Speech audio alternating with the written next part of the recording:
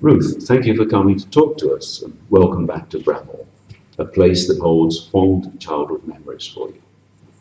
As you may well have guessed, the congregation have raised a number of questions from your talk. I'd like to put a few of them to you. The first one is this: how does one with a scientific mind approach the question of whether or not God exists? Thank you. Yeah, and it's good to be here. I think, I could answer this from my own perspective of how I, with a scientific mind, approach the question of God. And I think evidence was really important for me. I don't think you're ever going to come up with proof for God, otherwise we don't believe in him. But seeing evidence answer to prayer, kind of all through my life, and you can explain any one incident away, I realise, no matter how dramatic it is, but together they make quite a sort of good cumulative case. And then also seeing people's lives changed, hearing lots of people's stories, and then also seeing friends, whose lives have changed as they've started to follow Jesus. Also the consistency and coherence of what we believe, the fact that the Bible is internally coherent, consistent, seeing when the church is working well, that it does work well, and also even in the fact that it's messy, but it still keeps going, is testament to the fact that God's in this, and it's not a human institution. It had fallen apart ages ago if it had just been people making it up. So I think all these things, they had layers and layers of evidence, and I always compare it to a human relationship, if you like, because they similarly with a friendship or a romantic relationship or whatever, you're building up layers of evidence. Who is this person? How do they relate to people? How do I relate to them? Are they trustworthy? Are they kind? And you can never pin down completely, this person's never going to let me down. But you can come up with a reasonable, reliable case. It's more like a sort of legal argument, really. Yes. Thank you.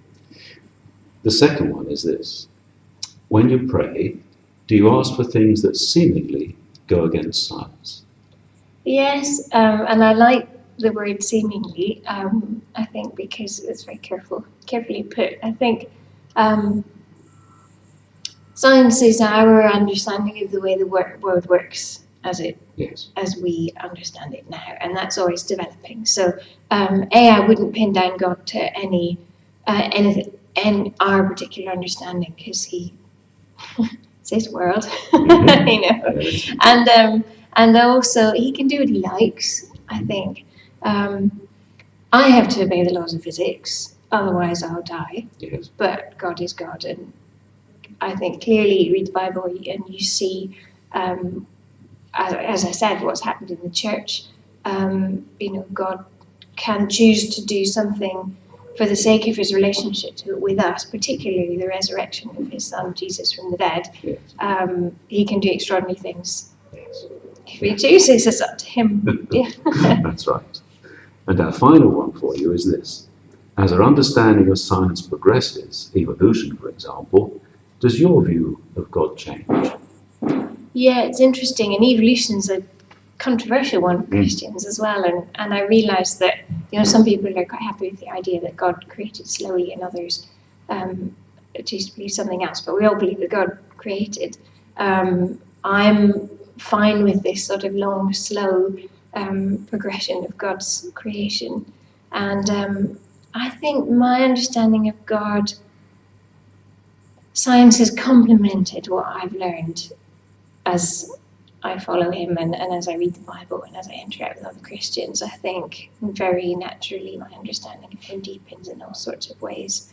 And the science, I think, it does almost the same thing as studying the Bible and being part of the church does. It humbles me and makes me think, who am I to limit God or say I know exactly who he is? I mean, yes, his character doesn't change and the Bible doesn't change, but it's my understanding of him that needs to get around him. Yes. And the science will bring me to a sense of awe, and I cannot get my head around how big the universe is, no matter how hard I try. And shows me how surprising things are. Scientists, Lord Kelvin famously said, who's a physicist from Scotland, said, well, we pretty much found out everything there is to know. It's about 200, 150 years ago, and there was a lot more to learn. Yes. So in our arrogance, we can sometimes think we know everything, and I understand, this or that entirely, and then you get cut down size, and you think you've learned a lot, and then there's actually so much more to go. Absolutely. Yes, indeed.